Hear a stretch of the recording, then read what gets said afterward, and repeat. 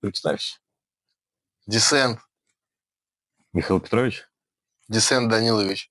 Чем занимался, если бы не музыка? Лежал бы в комнате, смотрел аниме и не выходил бы из него. Ну, в принципе, ничего бы не поменялось. Кем мечтал быть в детстве? Солистом рок-группы или барабанщиком. Любимый ноунейм артист?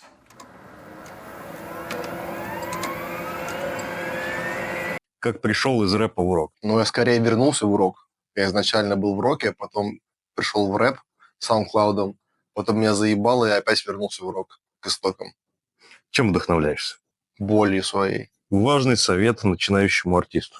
Никого не слушать, делать то, что хочется, и даже если это кажется полной хуйней, и никто в это не верит, и все осуждают, все равно это делать просто потому, что тебе это нравится. Собаки или кошки? Тюлени. Тюлени. Ты вампир? Больше нет. Comedy Club или анекдоты категории Б? Анекдоты, конечно же. Вот если от друга на кухне в 5 утра, то, что надо.